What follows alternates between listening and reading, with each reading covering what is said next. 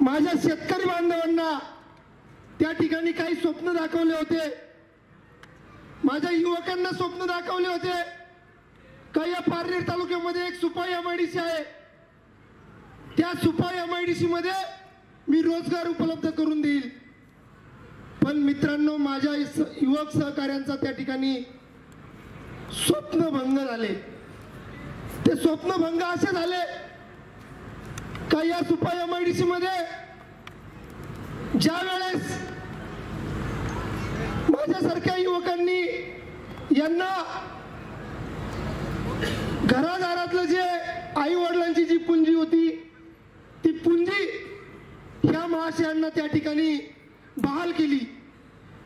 त्यातून एकच उद्देश होता का या पारनेर तालुक्यामध्ये सर्वसामान्य कुटुंबातला एक व्यक्तीवरती येऊन राहिलाय, त्या व्यक्तीला सर्वसामान्य कुटुंबातील जे काही दुःख आहे ते दुःख त्या ठिकाणी माहिती आहेत। पण मित्रांनो, अक्षरशः माझ्या सगळ्या युवकांना त्या ठिकाणी भीक मागायची वेळ आली। मित्रांनो, भीक मागायची वेळ या ठिकाणी अशी आली का सुपाई एमआयडीसी मध्ये 422 कंपन्या आहेत, त्या 422 कंपन्यांमध्ये स्थानिक एमआयडीसी, त्या एमआयडीसी मध्ये रोजगार कोणाला मिळाला पाहिजे? मित्रांनो, मला युवक मित्र या ठिकाणी आवाज द्या, कोणाला मिळाला पाहिजे? स्थानिकांना रोजगार मिळाला पाहिजे। त्या ठिकाणी 3500 किलोमीटर वरतून येऊन भैये यूपी बिहारी त्या ठिकाणी रोजगार मिळून स्थानिक युवकाला त्या ठिकाणी 800 ते 900 रुपये हजेरी मिळती आणि भैयांना 300, 350, 400 रुपये त्या ठिकाणी हजेरी मिळती। मित्रांनो, असा काय चमत्कार झाला का एक सर्वसामान्य कुटुंबातला माणूस त्या ठिकाणी येऊन लगेच मंत्रिपदाचे स्वप्न, लगेच खासदारकीचे स्वप्न? त्याचं कारण मी आणि माझ्या युवक सहकाऱ्यांनी त्या ठिकाणी शोधलं। ते कारण आम्हाला समजलं का आपला स्थानिक भूमिपुत्र त्या ठिकाणी जॉबला जर गेला तर त्याला 800 ते 900 रुपये हजेरी मिळती आणि एखादा भैया जर त्या ठिकाणी कामाला आला तर 400, 450, 450 रुपयात तो भैया काम करतो। आज माझी माता भगिनी शेतकरी त्या ठिकाणी आपल्या मुलासाठी कोणी इंजिनियर असेल, कोणी आयटीआय करेल, कोणी 10वी 12वी करेल, काय अपेक्षा असती? मला माता भगिनी या ठिकाणी आवाज द्या। तुमचा मुलगा जर तुम्ही कष्टातून शिकवला तर त्या मुलाचं काय व्हावं? तुम्हाला काय वाटतं? त्यांनी शेती करावी, त्यांनी गायांचं शेण वाढावं, तो कुठेतरी चांगल्या जॉबला कामाला लागावा ही तुमची अपेक्षा असती ना? आवाज द्या। तुम्ही बोलाल तर मी बोलल, असती ना? नक्की आवाज। तर त्या ठिकाणी हा माणूस आपल्या तालुक्यातील, आपल्या जिल्ह्यातील माता भगिनींना आणि शेतकऱ्यांना फसवतो म्हणजे कसं फसवतो? आपण काबड कष्ट करतो आणि आपला युवक मुलगा त्या ठिकाणी शिकवतो। आपली अपेक्षा असती का मुलगा आपल्या स्थानिक एमआयडीसी मध्ये कामाला लागला पाहिजे, त्याला चांगला रोजगार भेटला पाहिजे आणि आपलं कुटुंब सक्षम झाले पाहिजे। बरोबर आहे ना?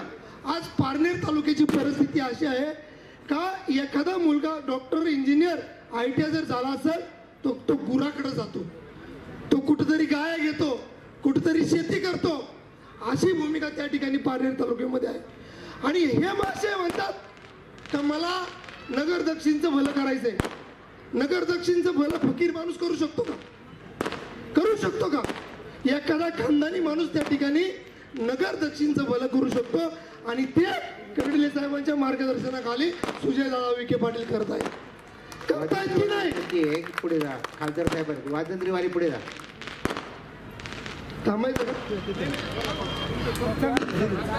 त्या ठिकाणी हे मासे म्हणतात का मी सर्वसामान्य आहे, मी सर्वसामान्य आहे, मी फकीर आहे।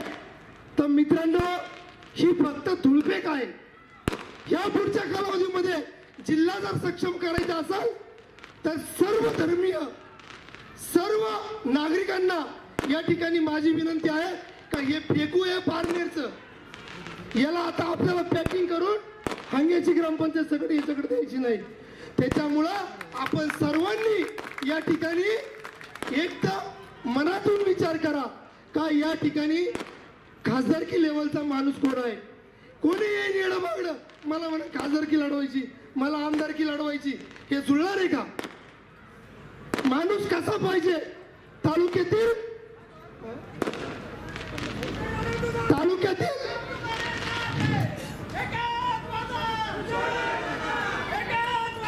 या ठिकाणी आपले दक्षिण लोबेचे खासदार या ठिकाणी आणि उमेदवार आदरणीय सुजयदादा विखे साहेब यांचं आगमन झालंय. सगळ्यांनी यांनी फक्त कोविड मध्ये चोऱ्या केल्या, चोऱ्या.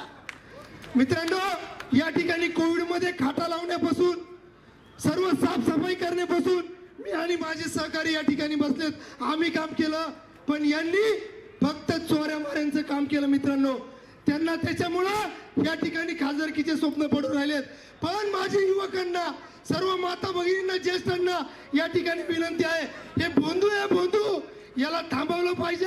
नाहीतर जसा पारनेर तालुक्याचा त्या ठिकाणी वाटोळं झालं तसं जिल्ह्याचं वाटोळं व्हायला वेळ लागणार नाही.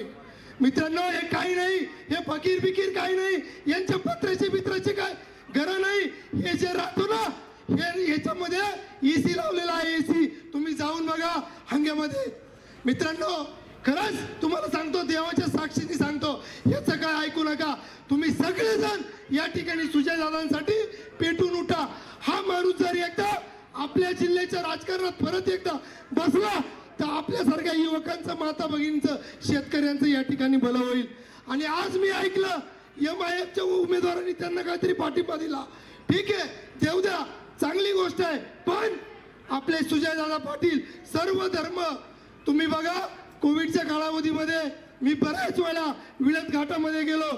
प्रत्येक जाती धर्माचा माणूस त्या ठिकाणी बरा होऊनच गेला बिगर पैशाचा. यांनी काय केलं, कंपन्यांकडून खंडणी, गोरगरिबांकडून पैसे जमा केले आणि त्याची फक्त फ्लॅशबाजी केली. मित्रांनो, एवढंच मी या ठिकाणी सांगतो. या ठिकाणी टाइम कमी आहे, त्यामुळं या ठिकाणी थांबतो, कारण की मला पाठीमागून धक्के येऊ राहिलेत. मित्रांनो, या ठिकाणी दादांना आणि कर्डिले साहेबांना बोलायचं.